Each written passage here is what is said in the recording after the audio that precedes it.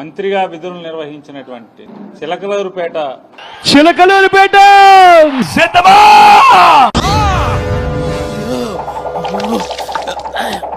మాజీ శాసనసభ్యులారు అలాగే మాజీ మంత్రి గారు విడుదల రజనీ గారు.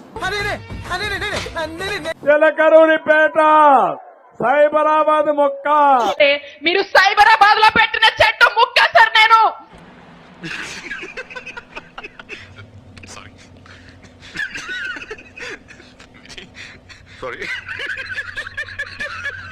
అందరం కూడా మన కళ్ళతో మనం చూసాం. ఏమో సార్ నాకు కనబడదు.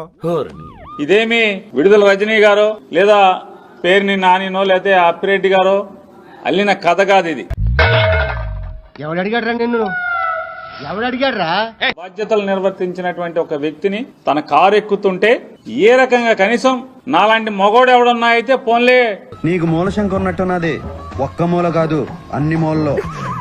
ఆడ మతం చూపించుకుంటాకి మమ్మల్ని తోసేళ్లే అనుకుని సరిపెట్టుకోవచ్చు. కానీ సభ్యత సంస్కారం మర్చిపోయి అలాంటివి మీరు మాట్లాడితే కామెడీగా ఉంటదన్నా. మహిళ పట్ల ఏ రకంగా దురుసుగా ప్రవర్తించాడో చూస్తే చూడు.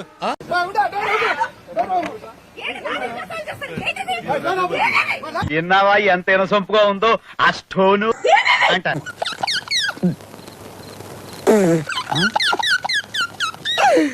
ఆపుకోలేకపోతున్నాను రా. ఏంటన్నా ఈ పబ్లిక్ న్యూసెన్స్ ఏంటి? ఏంటిది బలవంతం చేస్తావేంటి?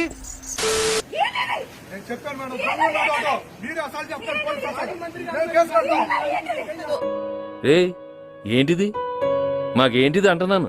సరిపోయింది. ఏంద్ర బాబ్జీ ఇదే? ఏంది టార్చర్ మనకే? నువ్వు వెళ్ళిపోమ్మా. కాకి బట్టలు వేసుకున్నటువంటి అధికార అహంకారం బట్టలు తొడుక్కొచ్చిందా లేదా రాక్షసత్వం బట్టలు తొడుక్కొచ్చిందా అనేది వాళ్ళ మనం ఆలోచించుకోవాల్సినటువంటి అవసరం మనకు కనపడుతుంది. నీ ఎక్స్ప్లెనేషన్ నాకు అనవసరం. అయితే ఎఫ్ఐఆర్ చూపించాలి లేదా నోటీస్ ఇవ్వాలి. ఆ విషయం మాకు తెలుసులే. ఎటువంటి కాగితం చూపించడు, ఎటువంటి కారణం చెప్పడు. నా ఇష్టం, నేను అరెస్టు చేస్తా, ఎవడ ఆపుతాడు? అవసరమైతే నీ మీద అసాల్ట్ కేసు పెడతా. మీరు విన్నారు? వినలేదే. చెప్పుకోవట్లేదేమో. ఇంకా అవసరమైతే అసాల్ట్ కేసు పెడతా అంట రజనీమ్మ గారి మీద. వాడు అడగకుండా మీరు ఎందుకండి సలహా ఇవ్వడం? అడగకుండా ఇచ్చేదాన్ని సలహా అంటారు. ఎన్ని కష్టాలున్నా కూడా చిక్కటి చిరునవ్వుతోనే ఉన్నాం.